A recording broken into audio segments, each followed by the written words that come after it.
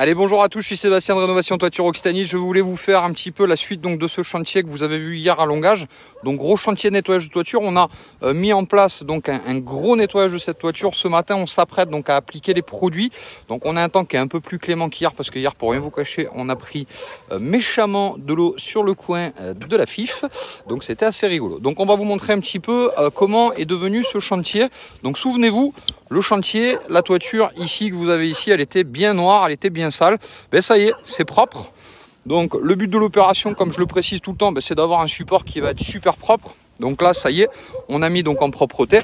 Maintenant, on va préparer donc l'application d'un produit qu'on va qualifier d'un saturateur. Alors je reviens sur l'explication. Pourquoi la toiture s'est salie? Parce que le support est poreux. Dès le moment où le support est poreux, forcément, il permet à la micro-végétation de pouvoir se développer.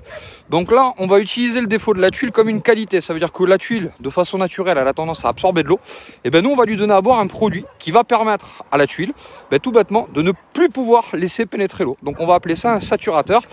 Donc, une fois que le saturateur va être appliqué, qu'est-ce qui va se passer? Il va se passer un phénomène qui va être simple. D'ailleurs, Chris Angel, je vois qu'il est avec nous. On va pouvoir en parler avec lui puisqu'il met quelques commentaires sur la page pour qu'il puisse comprendre le mieux possible.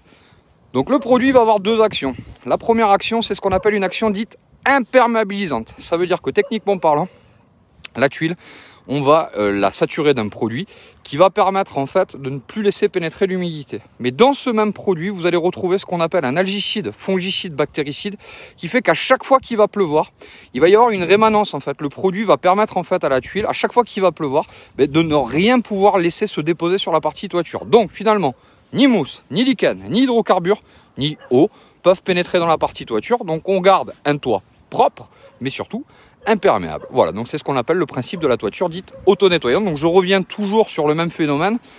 Le traitement de toiture, c'est toujours deux étapes. Une étape première qui permet effectivement de pouvoir mettre en place un coup de propreté, d'accord? Donc on prépare le support et une fois que le support de propreté est mis en place, derrière, on peut permettre de mettre ce qu'on appelle un imperméabilisant. Sur les températures, parce que Chris Angel s'est permis il n'y a pas très longtemps de me mettre un petit commentaire, pas méchant, mais je pense qu'il est mal informé, sur la partie des températures. Alors il faut savoir qu'aujourd'hui, sur les températures, les produits, il faut qu'ils fassent impérativement plus de 5 degrés. C'est la base de la base de la base.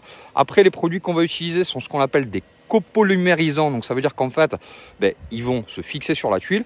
Et la petite particularité qu'il va y avoir, c'est qu'avec l'eau, ils vont durcir, donc ils vont se fixer encore mieux sur la partie toiture. Donc les axes de température, effectivement, c'est 5 degrés minimum. Si on est à moins, c'est pas possible de les appliquer parce qu'effectivement, le produit, pour vous donner un ordre d'idée, quand on est sur des facteurs de gel, il risque d'y avoir un produit qui aurait une mauvaise réaction dans le temps. Voilà un petit peu comment ça fonctionne. Donc c'est ce qu'on va mettre ce matin donc en route.